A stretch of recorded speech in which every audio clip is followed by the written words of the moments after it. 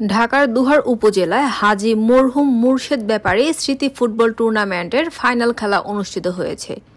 শুক্রবার বিকেলে উপজেলার কাজীরচর যুব সংঘের আয়োজনে স্থানীয় মাঠে এ ফাইনাল খেলা ও পুরস্কার বিতরণী অনুষ্ঠিত হয়। খেলায় প্রধান অতিথি হিসেবে উপস্থিত ছিলেন জয়পাড়া পূর্ব বাজার উন্নয়ন সমিতির সাবেক সভাপতি আব্দুল করিম ব্যাপারী। এ সময় তিনি বলেন, দেশে মাদক একটি সামাজিক ব্যাধিতে পরিণত হয়েছে।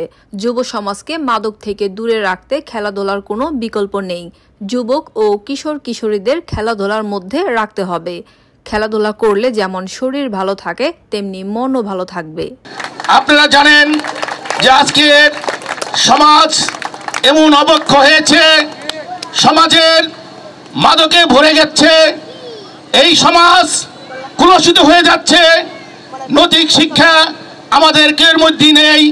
এই খেলাধুলার মাঝে আমরা সেটা ফিরে পেতে চাই এবং আমরা মাদককে না বলতে চাই।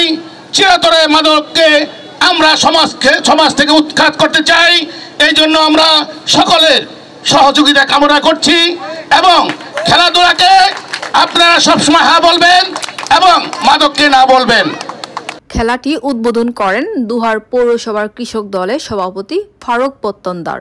দুহার উপজেলা ছাত্র দলের সাবেক সভাপতি আব্দুল হান্নানের সভাপতিত্বে ও বাহলুল ব্যাপারীর সঞ্চালনায় উপস্থিত ছিলেন ব্যবসায়ী আবুল হোসেন, সুতারপাড়া ইউনিয়ন পরিষদের ভারপ্রাপ্ত চেয়ারম্যান মোহাম্মদ সাইদুল ইসলাম, দুহার উপজেলা শ্রমিক দলের সভাপতি আব্দুল আওয়াল, যুবদল নেতা শুভ মুন্সি। সার্বিক সহযোগিতায় ছিলেন মোহাম্মদ সুবোধ, জাহিদুল ব্যাপারী, জামাল ব্যাপারী, সাব্বির প্রমাণিক, রিফাত খালাসি সহ আরও অনেকে। খেলায় ধারাভাষ্যকার ছিলেন মালিকান্দা মেঘলা স্কুল অ্যান্ড কলেজের প্রভাষক চন্দন সূত্রধর।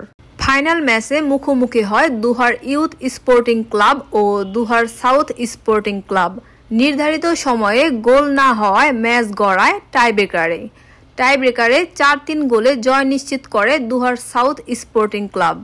পরে চ্যাম্পিয়ন দলকে একটি ফ্রিজ ও রানার্স আপ দলকে একটি এলইডি টেলিভিশন দেওয়া হয়।